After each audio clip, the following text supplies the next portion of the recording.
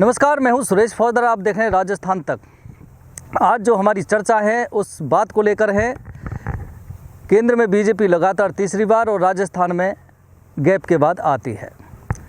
आज राजस्थान में भी केंद्र में भी बीजेपी सरकार है, लेकिन काफ़ी समय से देखा जा रहा है और सुनने में आ रहा है और जो चर्चाओं में है कि बीजेपी सत्ता में आ रही है, लेकिन जाट समुदाय पूरे देश का, खासकर राजस्थान, हरियाणा, पंजाब, उत्तर प्रदेश, दिल्ली, ये बीजेपी से नाराज़ है काफ़ी समय से। उसकी वजह तो कई बताई जा रही हैं और मेन जो वजह बताई जा रही है वो है हरियाणा जाट आरक्षण से ये चिंगारी सुलगी थी। हरियाणा में जब जाट समुदाय आंदोलन कर रहा था अपने आरक्षण के लिए, तो फिर क्या हुआ वो सभी को पता है। सरकार का रवैया कैसा रहा था, वहाँ से हरियाणा के जाटों की नाराज़गी बढ़ी थी, जो कि थमने का नाम नहीं ले रही। और फिर वही हरियाणा से नाराज़गी धीरे धीरे दिल्ली, राजस्थान, उत्तर प्रदेश सभी जगह फैलती गई। काफ़ी समय बाद धीरे धीरे हालांकि कुछ लोगों को मौका दिया गया, जाट समुदाय के लोगों को, नेताओं को बीजेपी द्वारा, लेकिन उतना नहीं दिया गया।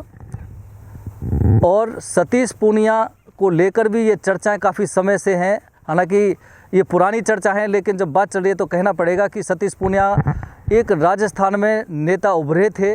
जाट समुदाय को लगा था कि ये सतीश पूनिया को ऊपर उठा सकते हैं, ये बढ़ सकते हैं, लेकिन पर कतरने का काम किया, जैसा लोग बता रहे हैं। जिलाध्यक्ष, प्रदेश अध्यक्ष पद से उनको हटाने के बाद फिर कहीं किसी का नहीं छोड़ा और अंतिम वो चुनाव हार जाते हैं। आज वैसे ही पड़े हुए, वो एक अलग बात है कि हरियाणा का प्रभारी उन्होंने बना रखा है। हरियाणा भी उनके प्रभारी कार्यकाल में हरियाणा फतेह बीजेपी ने की। दिल्ली में भी जहाँ जहाँ उन्होंने प्रचार किया वहाँ बीजेपी जीती है। लेकिन सतीश पूनिया कहीं ना कहीं कोप भवन से में ही हैं। एक तरह से ये कह सकते हैं कि बिल्कुल सुस्त और शांत पड़े हुए हैं, बस अपनी राजनीति ख़त्म ना हो इसलिए बीजेपी में लगे हुए हैं। और जाएं भी तो जाएं कहाँ। जो इस समय चर्चाओं में है एक मुद्दा, इसलिए हम बात कर रहे हैं कि जाटों को ये लगता है कि हरियाणा हो, राजस्थान हो, उत्तर प्रदेश, सभी जगह, दिल्ली, जो कुछ भी रवैया बीजेपी का जाटों के साथ रहा है वो है सकारात्मक नहीं है, नाराज़गी रही है। और नाराज़गी धीरे धीरे बढ़ती गई है। उसका ही खामियाजा शायद लोकसभा चुनाव में भी बीजेपी को भुगतना पड़ा था। चाहे वो हरियाणा की बात हो, चाहे वो राजस्थान की बात हो, चाहे वो उत्तर प्रदेश की बात हो, सभी जगह भुगतना पड़ा था।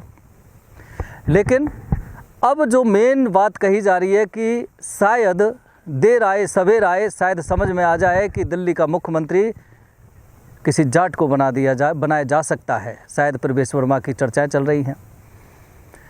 मीडिया हाईलाइट में काफ़ी उनका नाम उछला था, लेकिन लोग ये भी कह रहे थे बार बार कि साहब चर्चाएं ज़रूर है, लेकिन लास्ट में, अंत में यही होगा कि जाट समुदाय के किसी व्यक्ति को दिल्ली का सीएम बनाया ही नहीं जाएगा बीजेपी द्वारा। हालांकि उसमें घोषणा जल्दी हो सकती है, 20 तारीख तक बता रहे हैं सीएम कौन बनेगा, लेकिन फ़िलहाल सूत्र ये बता रहे हैं कि प्रवेश वर्मा का नाम या फिर किसी भी जाट विधायक का नाम दिल्ली के मुख्यमंत्री पद के लिए काट दिया गया है। वो शायद जाट दिल्ली का मुख्यमंत्री नहीं बनेगा। क्यों नहीं बनेगा ये तो पता नहीं, लेकिन एक उम्मीद जो जाट समुदाय की थी कि शायद दिल्ली का मुख्यमंत्री जाट बने, लेकिन वो चर्चाएं भी अब ख़त्म हो गई। और अब लोगों को लगने लगा है कि जो रवैया बीजेपी का जाटों के खिलाफ था वह आज भी जारी है। जो उम्मीद तुम बांध रहे थे आप लोग, वो झूठी उम्मीद थी, उन पर भी पानी फिरने वाला है और दिल्ली का मुख्यमंत्री जाट नहीं बनेगा। इस तरह की भी चर्चाएं, हालांकि ज़्यादा दिन नहीं है, पल आने वाला है, वो भी क्लियर हो जाएगा, तस्वीर साफ हो जाएगी।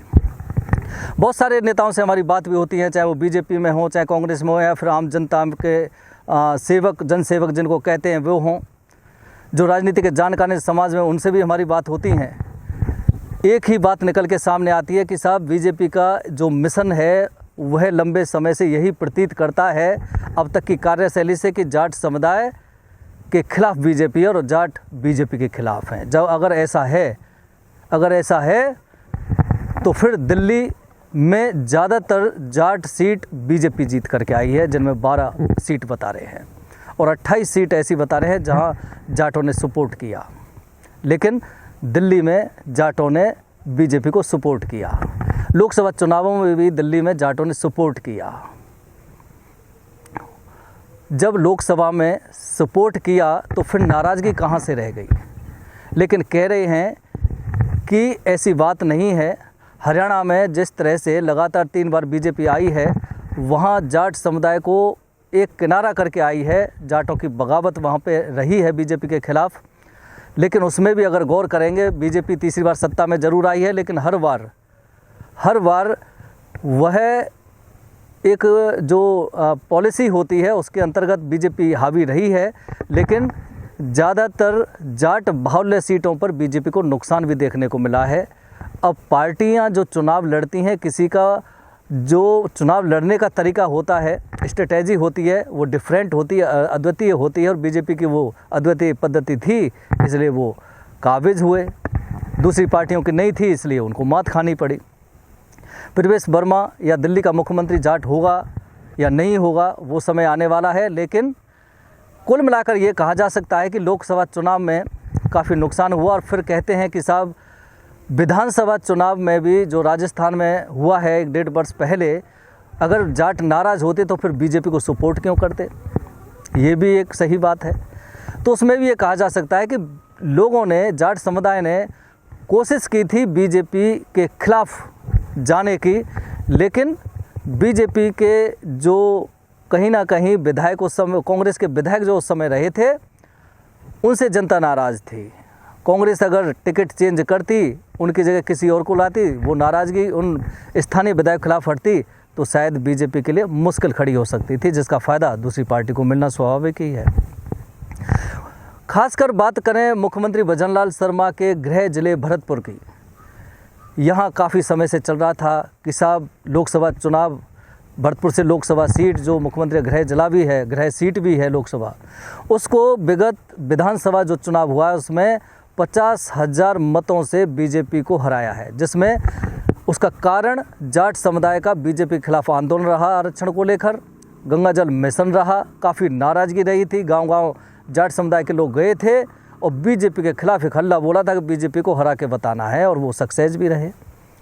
बीजेपी को यहाँ से हारना पड़ा, जो कि लगातार आ रहे थे, और लगातार भी ऐसे आ रहे थे। 3.5 लाख मतों से चुनाव जीत रहे थे, तो फिर 50,000 मतों से बीजेपी चुनाव हार जाती है।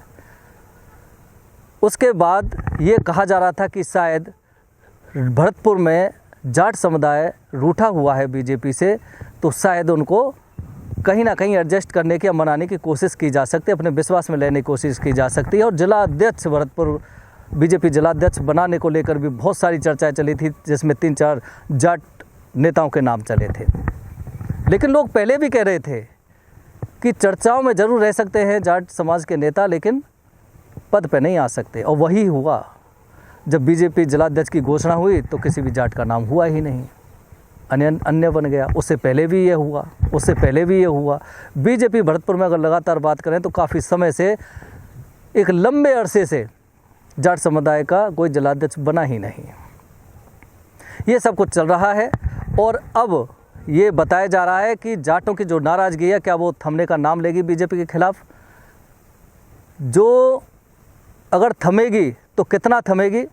खासकर अगर बात करें तो आज राजस्थान में एक आरोप भी लगता है कि राजस्थान में जाट समुदाय के मंत्री काफ़ी हैं, 4 मंत्री बता रहे हैं, लेकिन वो काम नहीं कर पा रहे हैं, लोगों को संतुष्ट नहीं कर पा रहे हैं, लोगों के काम नहीं हो रहे हैं, जनता उनसे नाराज़ होती जा रही है। चाहे वो सुमित गोदारा की बात हो, सबसे ज़्यादा सुमित गोदारा से नाराज़ होती जा रही है जनता, खासकर उनके इलाके की, जो हमें फीडबैक मिला है।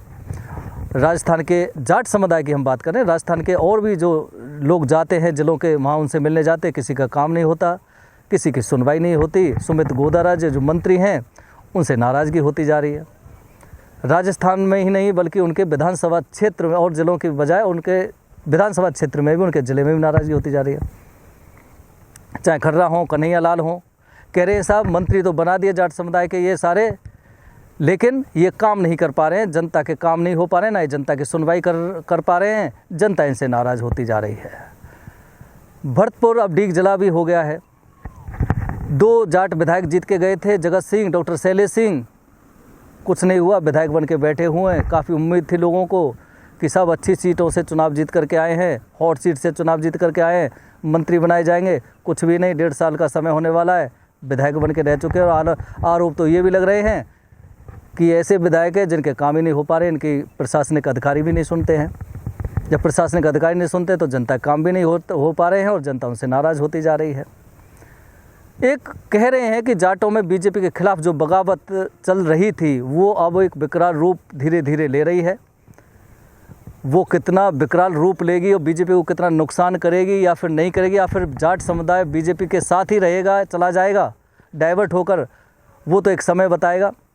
लेकिन कुल मिला के कहा जा सकता है कि आज की स्थिति में जाट समुदाय बीजेपी के खिलाफ पहले से जो नाराज़ है वो नाराज़गी और ज़्यादा बढ़ती जा रही है। यही आलम मीणा समाज का है। मीणा समाज ने भी काफ़ी संघर्ष किया, काफ़ी ऐसे बहुत सारी सीट हैं जहाँ मीणा समाज निर्णायक होते हैं, उन्होंने बीजेपी का साथ दिया।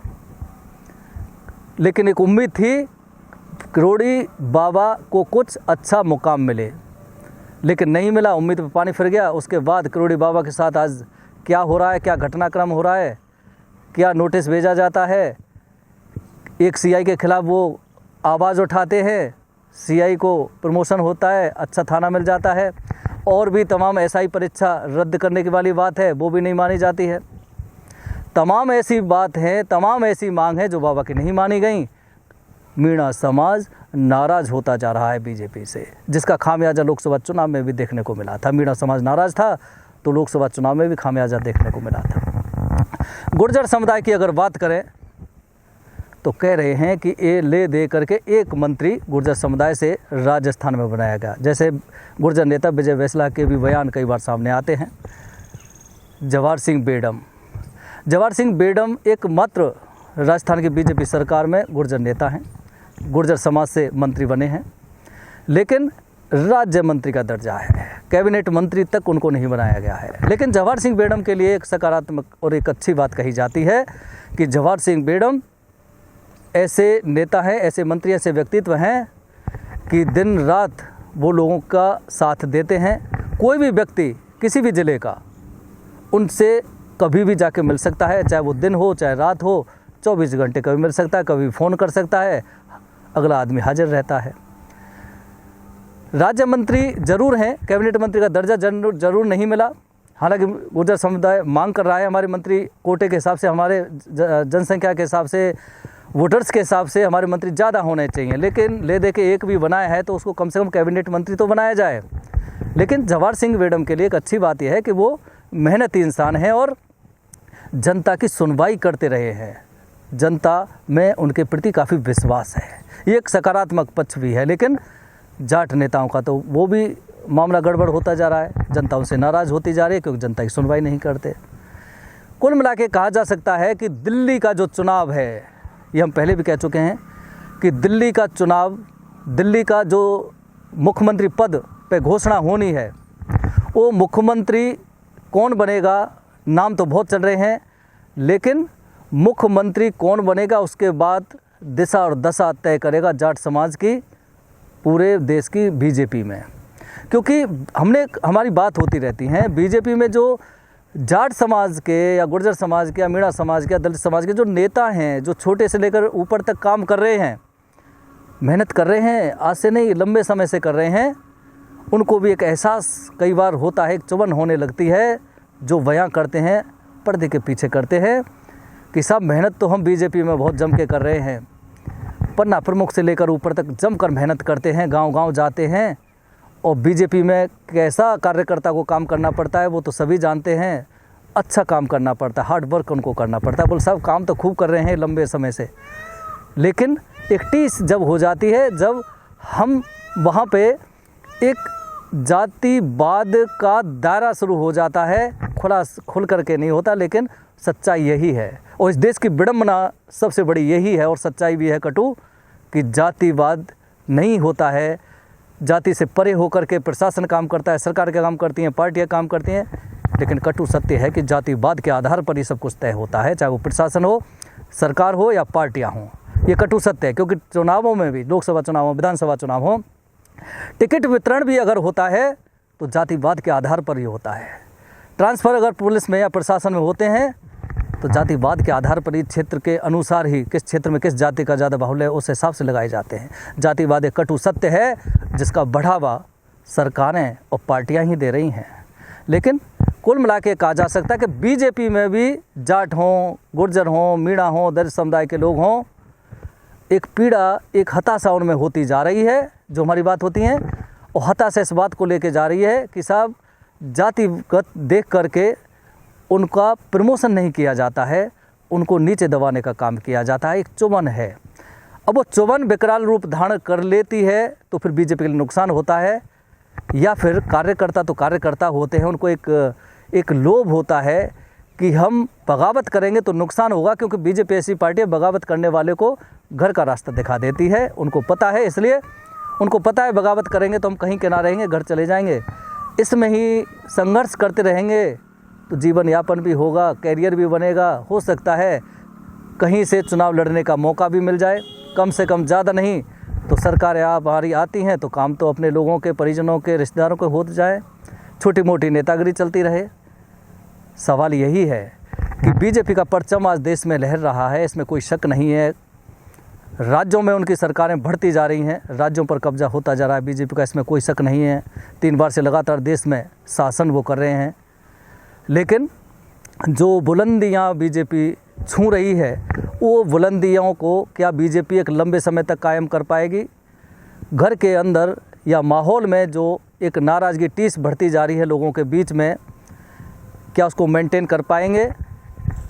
या फिर जनता जिन मुद्दों के आधार पर बीजेपी को सपोर्ट करती आई है, उन मुद्दों के आधार पर भी उनको सपोर्ट करती जाएगी? विपक्ष चाहे कुछ भी कहता रहे, चाहे सरकार, बीजेपी पार्टी उनके साथ कुछ भी करते रहे, निर्णय तो जनता को लेना होता है। लेकिन कुल मिलाकर कहा जा सकता है, अगर 3 बार से लगातार बीजेपी काबिज है और राज्यों में उनका कब्जा होता जा रहा है, सरकारें बनती जा रही हैं, तो जनता तो उनके साथ है और जनता में उनके प्रति विश्वास है।